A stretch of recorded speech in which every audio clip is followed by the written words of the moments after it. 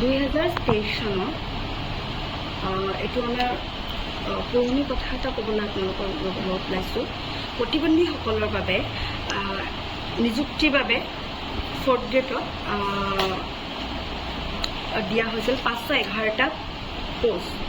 গুৱাহাটী ইউনিভাৰ্চিটিৰ আণ্ডাৰত এই পোষ্টসমূহ মুকলি কৰা হৈছিল আৰু তেতিয়াৰ আমাৰ মুখ্যমন্ত্ৰী আগৰ মুখ্যমন্ত্ৰী যিজন আছিল তেখেতসকলৰ লগত আলোচনা কৰি আমাৰ পোষ্টসমূহ মুকলি কৰি দিয়া আছিল, কিন্তু সকলো বধিৰে পাইছে। তাৰ পিছত এজন বধিৰ আছিল, যিজন বধিৰ হেমেন্দ্ৰ নাথ দাস। তেখেত বসবাস কৰিছিল বৰপেটাৰ বাসিন্দাৰ হয়। তেখেতৰ দেউতাকৰ নাম আছিল আধাৰু চন্দ্ৰ দাসৰ পুত্ৰ হেমেন্দ্ৰ নাথ। তেখেত প্ৰিন্সিপাল আছিল বৰপেটা হাইস্কুলৰ অৱসৰপ্ৰাপ্ত। তাতে বৰপেটা সকলোৱে তেখেতক পৰিচিত হয়। তেখেতৰ সন্তান হেমেন্দ্ৰ দাস। তেখেতৰ শিক্ষকৰ যিখন পোষ্ট আছিল, চাকৰি তেখেতে প্ৰথম নিযুক্তি পাইছিল 4th গ্ৰেডত স্কুল এখনত নগালবেৰা তেখেতে পষ্টিং পাইছিল, কিন্তু কম সময়ত তেখেতক সলনি কৰি বৰপেটা MC কলেজলৈ সলনি কৰা হৈছে। বৰপেটা MC কলেজলৈ তেখেতে তাতে কাম কৰি আছিল। তেখেতে তাতে MC কলেজৰ প্ৰিন্সিপালক তেখেতে লগো কৰিছিল। তেখেতে এখন এপ্লিকেশ্যনো দিছিল, যিখন এপইণ্টমেণ্ট লেটাৰৰ। তেখেতে সেই হিচাপত কাম কৰি আছিল, সদায় কামলৈ সুন্দৰভাৱে সময়মতে গৈছিল আৰু বায়'মেট্ৰিকত তেখেতৰ নিজৰ ছিগনেচাৰ তেখেতে দি আছিল। কিন্তু তেখেতক 1 বছৰ 2 বছৰ হৈ গ'ল, 2.5 বছৰ হৈ গ'ল, তেখেতক কোনো ধৰণৰ চেলাৰী মানে বেতন দিয়া হোৱা নাই। আমাৰ সম্বন্ধী সন্থাৰ ফালৰ পৰা আমি সহযোগ কৰিছিলোঁ তেখেতসকলক, কিন্তু তেখেতসকলে কৈছে হ'ব বুলি কয়। আজি 2 বছৰৰ বেছি গ'ল, কিন্তু এতিয়ালৈকে তেখেতৰ কোনো ধৰণৰ তেখেতৰ যিটো মাহিলী চৰকাৰী মানে চেলাৰীটো তেখেতক দিয়া হোৱা নাই। কিন্তু তাৰপিছত আমি কোৰ্টত আলোচনা কৰিলোঁ, কোৰ্টত কেছ এটা দিলোঁ। আমি কেছটো দিয়াৰ পিছত সেই স্কুলখনত তেখেতসকলৰ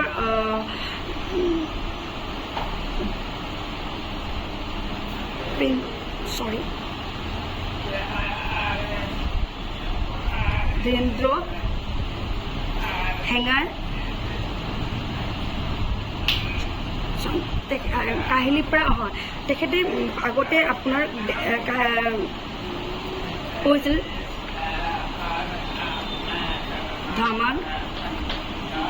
ধৰ্মকান্ত MI স্কুলৰ তেখেতৰ পাছ হৈছিল।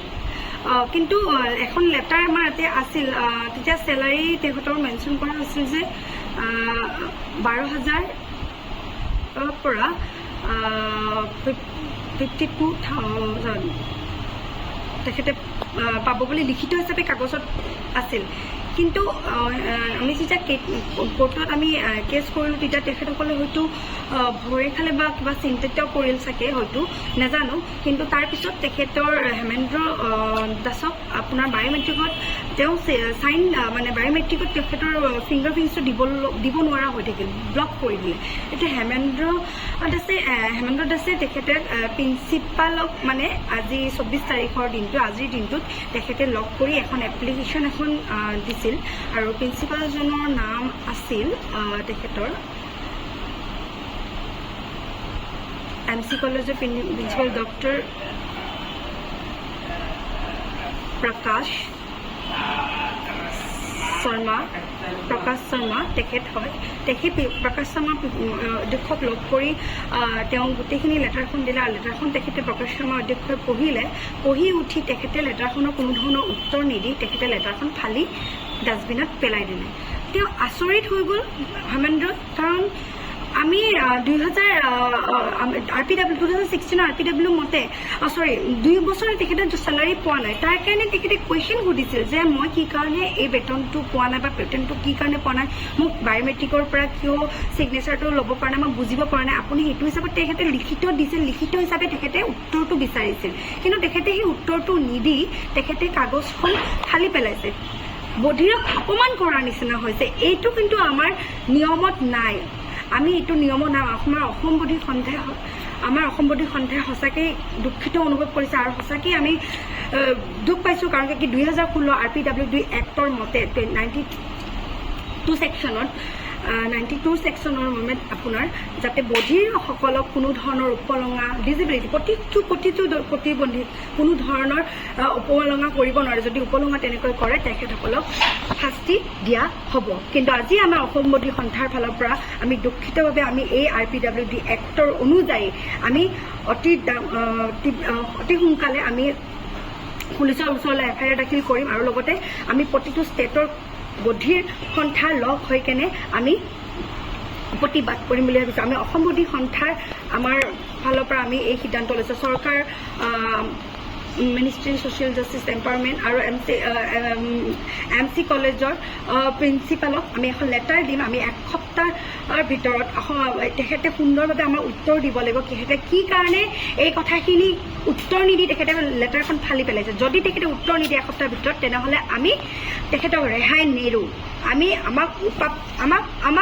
কথাৰ উত্তৰ লাগিব কাৰণ কি প্ৰতিটো প্ৰতিবন্ধীৰ নীতি ৰুল নিয়ম মতে নিয়ম আছে নিয়মৰ তেখেতে নিয়মটো ভাঙিছে নিয়ম ভংগ কৰিছে আৰু কাৰণ কি হেমেন্দ্ৰ দাস 2 বছৰ ধৰি তেখেতে নিজৰ জীৱনত তেখেতে যন্ত্ৰণাৰে তেখেতে নিজৰ কাম নিজে সুন্দৰভাৱে কৰি গৈ আছে কিন্তু তেখেতে সুন্দৰভাৱে তেখেতে উত্তৰ মৌখিকভাৱে উত্তৰ খোজা নাই বা তেখেতে কোনো ধৰণৰ কৰা তেখেতে লিখিতভাৱে নীতি নিয়ম মতে তেখেতে সুধিছে কিয় তেখেতে প্ৰিন্সিপাল প্ৰকাশ শৰ্মাই ভাবিছে নেকি বধিৰ বুলি তেখেতৰ কোনো ধৰণৰ জ্ঞান নাই মূৰ্খ বুলি ভাবিছে নেকি তেনেকৈ নহয় বধিৰসকলক এনেকৈ প্ৰতাৰণা কৰা আমি নিবিচাৰোঁ আমাক প্ৰকৃত উত্তৰ দিব লাগিব অসম চৰকাৰে যাতে এই সন্দৰ্ভত যাতে দৃষ্টিগোচৰ কৰে তেখেতে যাতে আলোচনা কৰে মই ৰিকুৱেষ্ট কৰিছোঁ আৰু অসম চৰকাৰক আৰু লগতে যিহেতু মুখ্যমন্ত্ৰী হিমন্ত বিশ্ব শৰ্মা ছাৰ 15 বছৰ আমাৰ অসম বধিৰ সন্থাত এডভাইজাৰ হিচাপে আছিল আৰু বধিৰসকলক কিয় কেনে উপলঙা কৰে আৰু social justice empowerment social welfare minister Piyush Hazarika sir তেখেতলৈও মই অনুৰোধ কৰিছোঁ যাতে এই বিষয়টোক লৈ কেনে তেখেতসকলে যাতে অতি গুৰুত্ব সহকাৰে চায় ছ'চিয়েল জাষ্টিছ এম্পাৱাৰমেণ্টৰ ওপৰত আৰু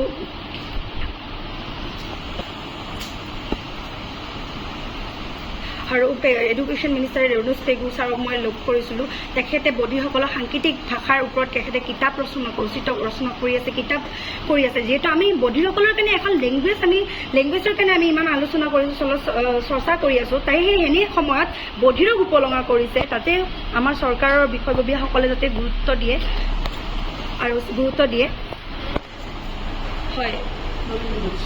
হয় নলনী বৈশ্য এনেকুৱাও তেখেতৰ বধিৰ অৰিজিনেল বধিৰ আছিল তেখেতে কাহিলীপাৰা স্কুলত শিক্ষা গ্ৰহণ কৰিছিল তেখেতেও চাকৰি কাৰণে নিযুক্তি পাইছিল কিন্তু তেখেতকো বধিৰ